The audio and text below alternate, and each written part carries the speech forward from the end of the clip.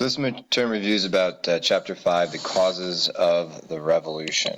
And so this takes us from primarily the French and Indian War to the American Revolution. So let's first start with one of the major causes of the French Revolution of the American Revolution was the growing American identity.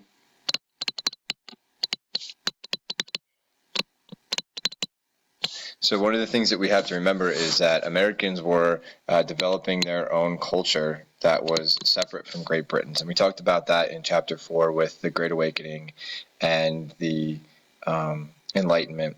But Americans were used to governing themselves, largely because of Great Britain's period of salutary neglect, which pretty much left the colonies alone to govern themselves. So when we see this period leading up to the French Revolution, the American colonies had largely been left alone by the British policies, except for the Navigation Acts, except for that triangle trade. So when the French and Indian War happens, we know that this is a war for the Ohio Valley. And it was fought along the American frontier. But when Great Britain eventually ends up winning that war, we know that they impose a very unpopular policy in the British colonies. This is my bad map of the British colonies again. But right here we have the Great Lakes region into Canada. Right, here's our Great Lakes, and then in this section, right here is Ohio, and that's really what the French and Indian War was for control over that area. After the British won the war, they imposed a boundary on the colonists at the Appalachian Mountains with the Proclamation of 1763, and basically it prevented colonists from moving into that area in order to participate in the fur trade.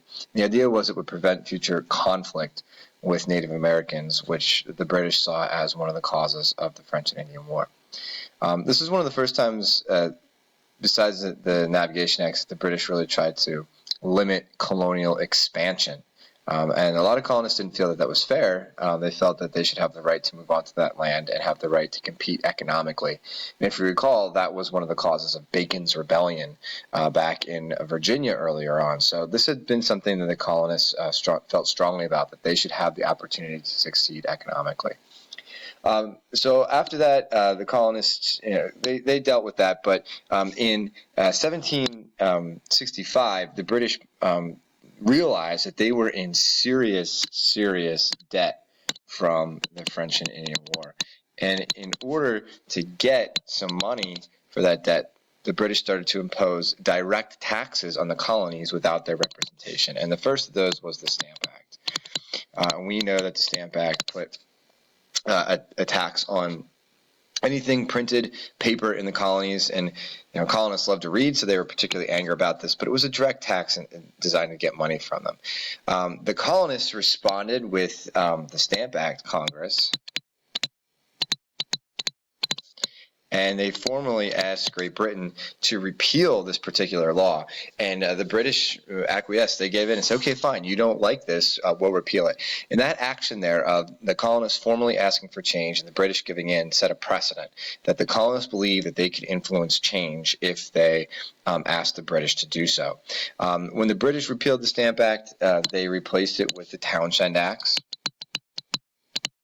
which were very unpopular because they taxed imported goods and made it very expensive for colonists to import things into the colonies, things that they couldn't make on their own.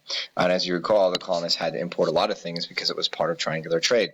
So the colonists responded with boycotts and non-importation agreements in response to the Townshend Acts. And from this point on, the animosity between the British and the colonists continued on and on and on. The British would pass the Tea Act, which would give the British East India Company the authority to decide who was allowed to sell tea in the colonies. Essentially gave them a monopoly to control the tea trade in the colonies. The colonists, of course, responded with the Boston Tea Party in reaction to this. And eventually, as the British kept imposing more and more of these policies that became unpopular in the colonists decided, representatives from the colonists decided, we should get together, kind of talk about how this is affecting all of us. Most of this was aimed at Boston, and most of this was happening in New England, but all the colonies felt affected by it. And so 12 out of the 13 British colonies, with except Georgia, met in Philadelphia in 1774 at what they called Continental, I probably spelled it wrong, Congress, to talk about how to deal with the British. And there they wrote some formal resolutions and sent them to the British, asking them to stop taxing them without representation.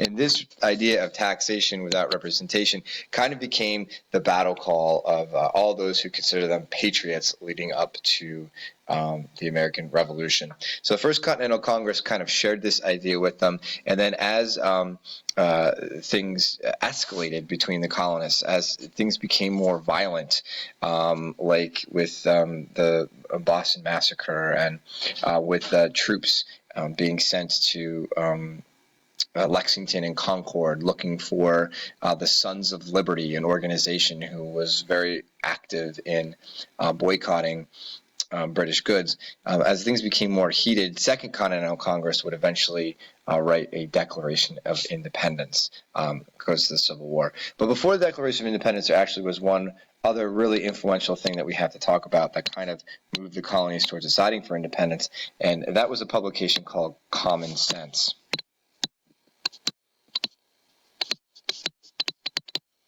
And that was by our friend Thomas Paine. And in Common Sense, Thomas Paine kind of points out this whole idea that, the purpose of the colonies was to create resources and wealth for the British Empire. The colonies weren't represented. A monarchy was not a very effective form of government, and the colonists needed to declare independence in order to protect their natural rights. And a lot of these ideas that we see in Common Sense was reiterated in the Declaration of Independence in 1776, that the colonies needed to and were able to govern themselves because the British weren't able to meet their needs. So, and in the Declaration of Independence, Thomas Jefferson brings up this long train of abuses and usurpations by Parliament and the King of all the colonists, and he was talking about all of these things that Great Britain put in place, from the Stamp Act to the Boston Tea Party to the Intolerable Acts, and all those laws that we discussed in class. So really, the causes of the revolution start with this American identity developing, as we talked about in Chapter 4, and they kind of end with Lexington, Concord, Common Sense, and the Declaration of Independence, of course, leading us to the American Revolution.